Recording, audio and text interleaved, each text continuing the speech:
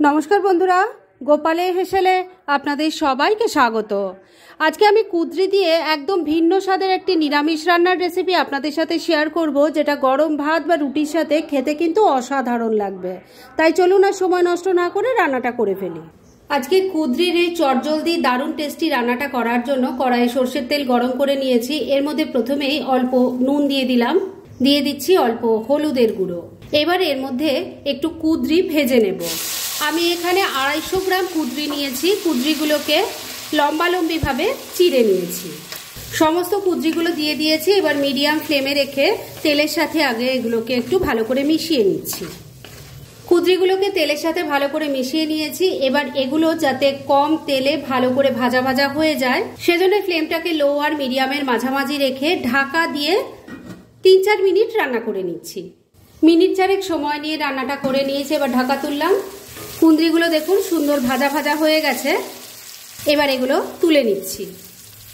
কুঁদরিগুলো সব ভেজে তুলে রেখে দিয়েছি। আর বন্ধুরা, আগেই একটা কথা বলে রাখি, আমার বাড়ির ঠিক পাশেই একটা তারা মায়ের মন্দির আছে, সেখানে না পুজো হচ্ছে। আর আমার বাড়ির ঠিক ওপরেই মাইক লাগানো হয়েছে। আপনারা হয়তো একটু গানের আওয়াজ পাবেন, হয়তো একটু ডিস্টার্ব হতে পারে, প্লিজ ইগনোর করবেন। যাই হোক, এবার কুঁদরি ভেজে তুলে নেওয়ার পর যে তেল আছে তার মধ্যেই বাকি রান্নাটা হবে। এর মধ্যে প্রথমেই দিয়ে দিলাম অল্প গোটা জিরে, দিয়ে দিচ্ছি 3টে ফাটিয়ে নেওয়া কাঁচা লঙ্কা। এই রান্নাটা কিন্তু আমি কাঁচা লঙ্কা দিয়েই করছি। এবার ফোড়নটা একটু ভাজা ভাজা করে নিচ্ছি। ফোড়নটা ভাজা ভাজা হয়ে গেছে। এবার এর মধ্যে দিয়ে দিচ্ছি 1 চামচ আদা কাঁচা লঙ্কা বাটা। আমি কিন্তু কাঁচা লঙ্কা দুভাবে ব্যবহার করলাম, তবে ঝালটা কিন্তু অবশ্যই আপনারা নিজেদের টেস্ট অনুযায়ী দেবেন।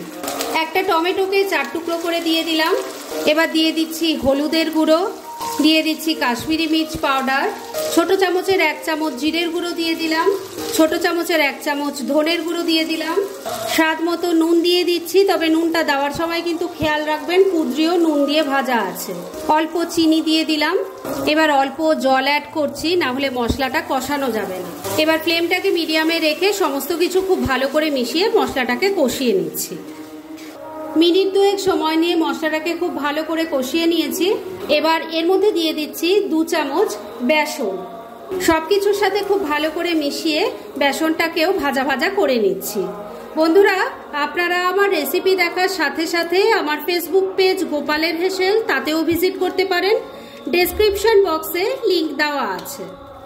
বেসনটা দিয়ে খুব ভালো করে মিনিট 2 সময় নিয়ে ভাজা ভাজা করে নিয়েছি। এবার এর মধ্যে গ্রেভির জন্য জল দিয়ে দিচ্ছি। এই রান্নাটা কিন্তু খুব বেশি ঝোলঝোল হয় না, আবার একদম শুকনোও ভালো লাগবে না, তাই সেই বুঝে জল দেবেন। এবার সবকিছু ভালো করে মিশিয়ে নিচ্ছি। সবকিছু খুব ভালো করে মেশানো হয়ে গেছে। এবার ফ্লেমটাকে লো আর মিডিয়ামের মাঝামাঝি রেখে ঢাকা দিয়ে মিনিট 2 রান্না করে নিচ্ছি। মিনিট 2 রান্নাটা হয়ে গেছে, ঢাকা তুললাম। একটু নাড়াচাড়া করে নিচ্ছি। গ্রেভিটা দেখুন এখন অনেকটাই থিক হয়ে গেছে। এবার এর মধ্যে ভেজে রাখা কুঁদরিগুলো দিয়ে দিলাম, ভালো করে মিশিয়ে নিচ্ছি। ভাজা কুঁদরিগুলো ভালো করে গ্রেভির সাথে মিশিয়ে নিয়েছি। এবার ফ্লেমটা ওই একই রেখে ঢাকা দিয়ে 2-3 মিনিট আবারও রান্নাটা করে নিচ্ছি। মিনিট 3 রান্নাটা করে নিয়েছি। এবার ঢাকা তুললাম। আমি কিন্তু মাঝে 2 বার ঢাকা তুলে একটু নাড়াচাড়া করে দিয়েছিলাম। দেখুন রান্নাটা কিন্তু মোটামুটি রেডি হয়ে এসছে। গ্রেভিটা সুন্দর ঠিক হয়ে গেছে। এর থেকে বেশি আর ঘন করব না, কেননা বেসন আছে তো, ঠান্ডা হলে আরো ঘন হয়ে যাবে। তবে শেষ পর্যায়ে এর মধ্যে দিয়ে দেব একটু গরম মশলার গুঁড়ো। গরম মশলাটা ভালো করে মিশিয়ে নিয়েছি। রান্না এবার একদম রেডি। গ্যাসটা বন্ধ করে দিলাম।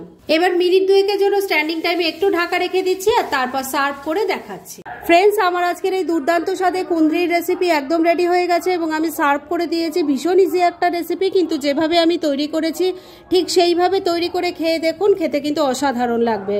তাই দেরি না করে পারলে এটা আজই একবার ট্রাই করে ফেলুন, আর তারপর কেমন লাগলো সেটা প্লিজ কমেন্ট করে জানাবেন। এরকম ধরনের অনেক ভালো ভালো নিরামিষ রান্নার রেসিপি আপনারা গোপালের হেসেল সার্চ করলেই পেয়ে যাবেন, যার মধ্যে থেকে কিছু কিছু আমি সাজেস্টেড বক্সেও দিয়ে দেব, সেখান থেকেও আপনারা দেখে নিতে পারেন। তাই গোপালের হেসেল অবশ্যই ভিজিট করুন। আর আপনারা কেমন ধরনের রেসিপি চাইছেন সেটাও কিন্তু আমাকে জানাতে পারেন। আমি চেষ্টা করব সেসব রেসিপিগুলো আপনাদের সাথে শেয়ার করার। আর আমার আজকের এই রেসিপি যদি আপনাদের ভালো লাগে আর ইউজফুল বলে মনে হয়, তাহলে যারা এখনও আমার চ্যানেলটাকে সাবস্ক্রাইব করেননি তারা প্লিজ সাবস্ক্রাইব করুন। তাহলে আজকের মতো এখানেই শেষ করছি। পরদিন আবার এরকমই কোনো ভালো রেসিপি নিয়ে চলে আসবো। আপনারা সবাই খুব ভালো থাকুন, সুস্থ থাকুন।